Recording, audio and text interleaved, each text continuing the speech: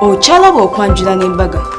Mukwano kuli kayonyo mu kaseera kano tugamba tugenda kuba nga tutuusako embaga y'omuwala wa Ssaababendobendo omukulu Ssaalongo Mukiibi Muzanganda. Abaana bamanyiddwa nnyo okubeera nti bambi tebamala gagenda bafumbirwa. Ekyo kyo rekodi agirina. Bamama mwebale kuzaala baana balungi bwe batyo mwebale nnyo nakubakuza bulungi nnyo ne baba nga bafumbirwa.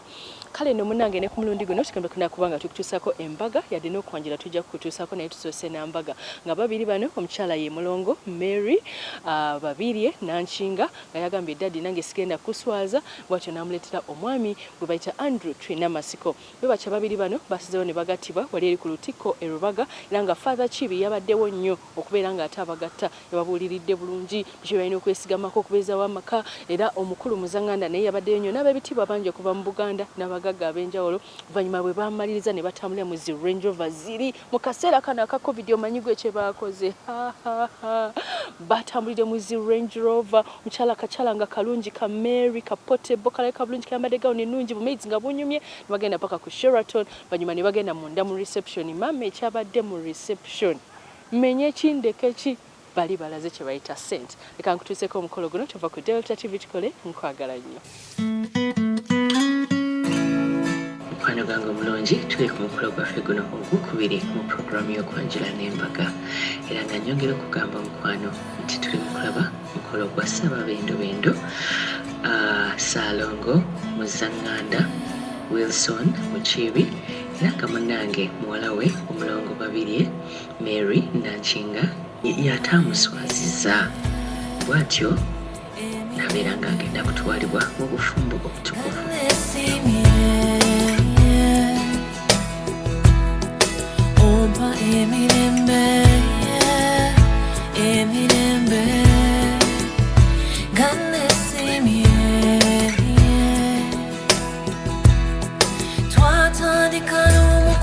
Kyalono agenda kubeera nga agattibwa n'omwami Twinamatsiko Andrew era nga twazi wano ku Eklezia Katolika e Rubaga.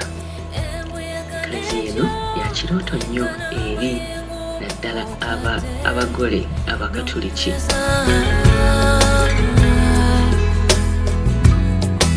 Netugayita mu mutembe gyemirembe gyenjogerako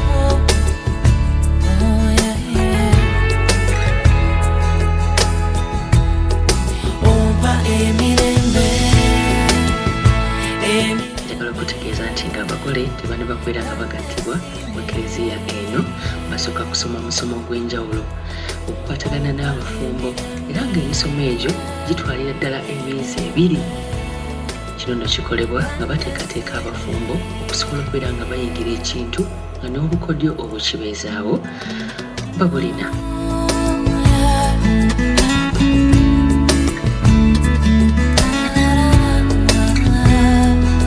Zadde baatuuse ku njuyi zombi era nga bw'olaba abantu ababadde mu kanisa bebo bennyini abaalambikibwa 200 olw'ekirwadde kya korona ekiriwo era ne baza Eklezia ye Rubaga okubeera nti eri strict nnyo ku SOPs obwedda talina masiki tayingira nga bakebera buli omu ate nga na buli mulyango kuliko sanitizer.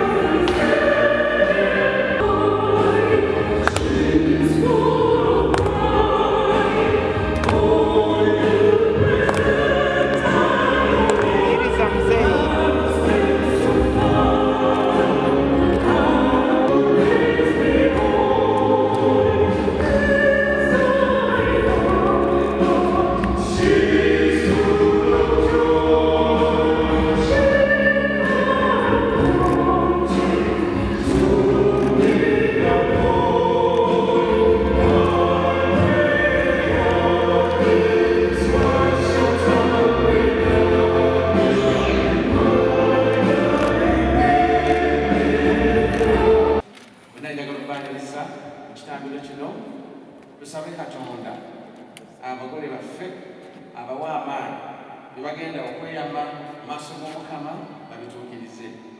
Era mu misa eno tusabire ensi yaffe Uganda, naddala eno Uganda, ate n'abakulembeze baffe Omukama Katonda ayogere obbawa amagezi n'obulambisi.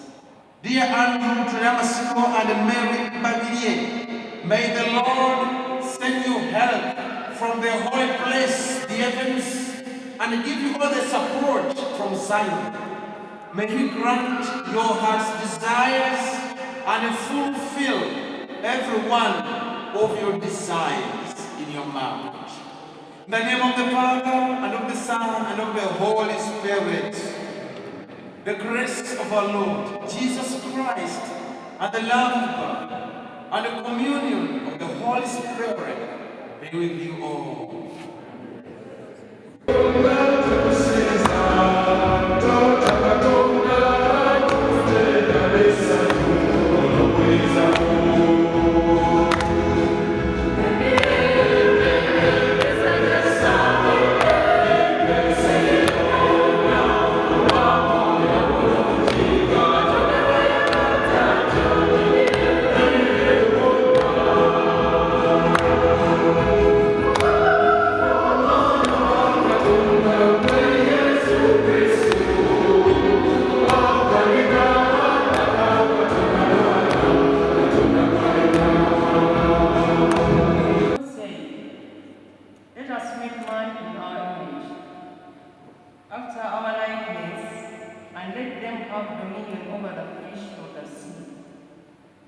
and over the birds of the air, and over the cattle, and over all the earth, and over everything creeping thing that creeps upon the earth.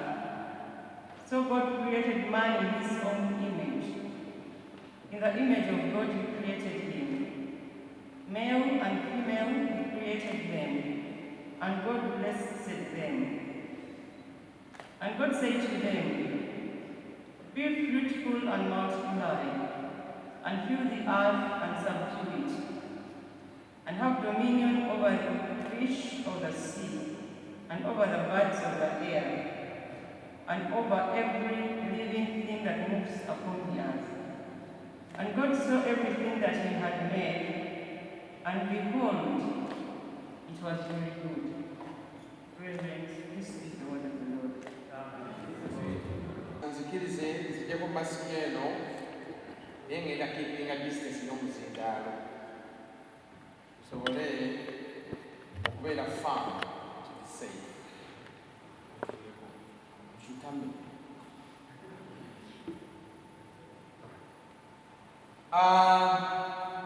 njagala mwenna okubaaniriza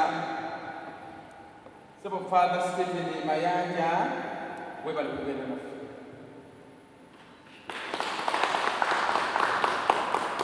Nyaniriza abazadde Sebo Saalongo Muzanganda Saabamendo ne maama Naalongo ate nga omutuzaalira Babirye, abazadde ba Twinamatsiko, abaziire beitu mwena n'abaakira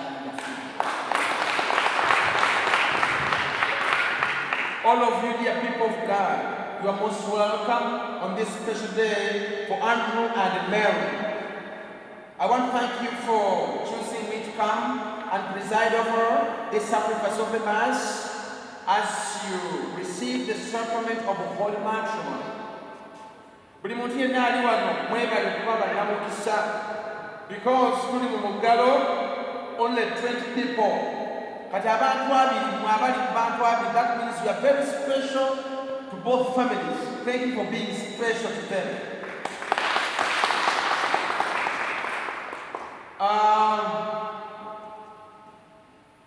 Twinamatsiko ono yaliko ewaffe naye era ng'alabika tajja kulwayo. Waliwo abantu boolaba ng'owafaaza babufaanana nga bakyali ne mu seminaari.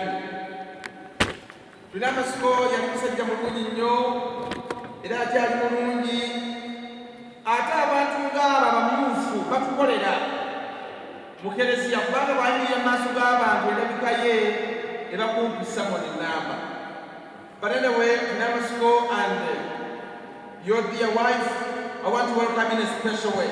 Thank you for accepting to wait. That's a big step in your life. Ndakwebaza abazadde, mwebale. Our dear parents, thank you very much for your hard work. I normally tell people that we may not know how many children you have. We may not know your home, but one time people will know.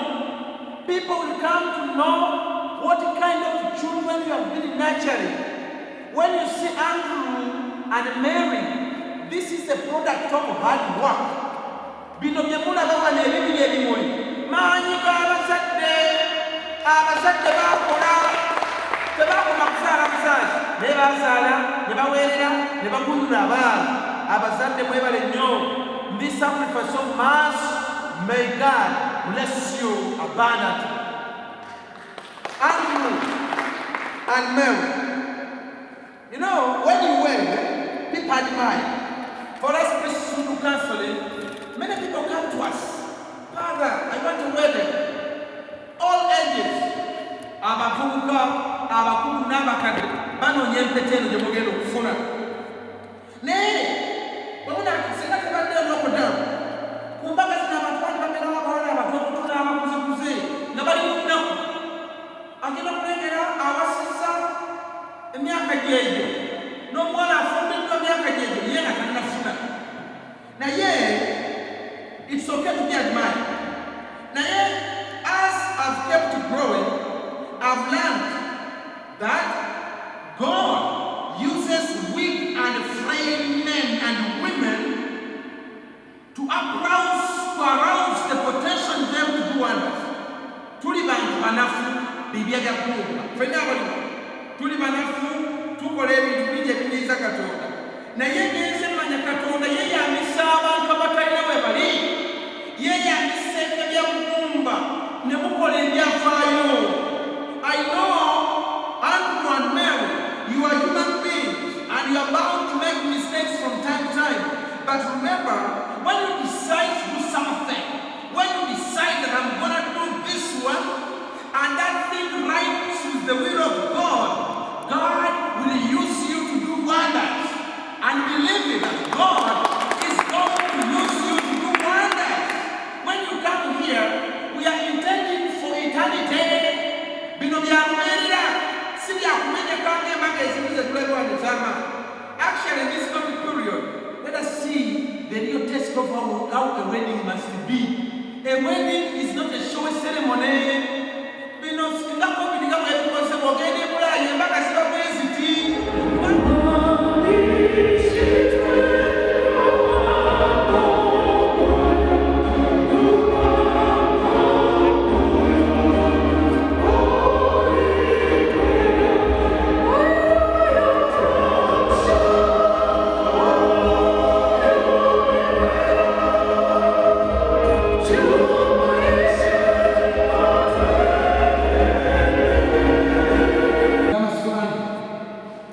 And Babirye, you have come together in this church so that the Lord may seal and strengthen your love in the presence of the church's minister and this community. He has already consecrated you in baptism, and now He enriches you and strengthens you by a special sacrament so that you may achieve the duties of marriage in mutual and lasting fidelity. And so, in the presence of the church, I ask you to state your intentions. Twinamatsiko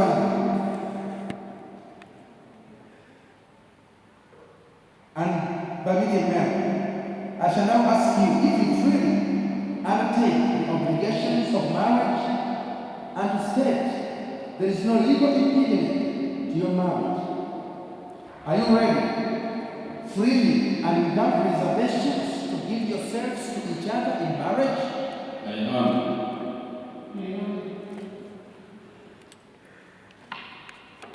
Andrew and Mary, are you ready to love and honor each other as man and wife for the rest of your life? I am. Are you ready to accept children loving from God and bring them up according to the law of Christ and the church? I am.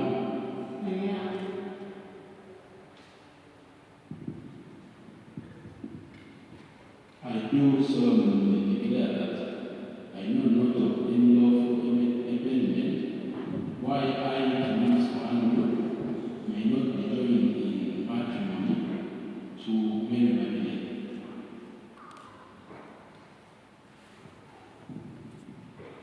I do solemnly declare that I know not of any lawful impediment why I, Babirye Mary, may not be joined in matrimony to Twinamatsiko.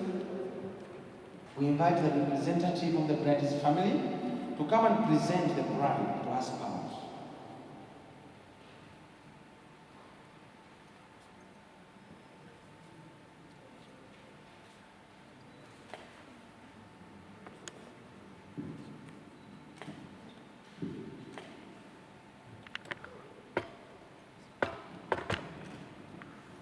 Nze Lugongo Kizaali Livingstone, mukoddomi wange Twinamatsiko Ami, tukukwasa mwannyinaffe Babirye Mary Nankinga, mufumbiriganwe mu bufumbo obutukuvu nga Eklezia Katolika bw'eragira.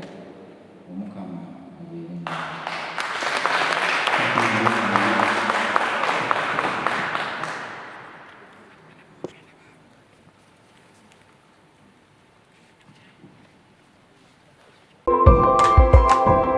Okyalaba okwanjula n'embaga.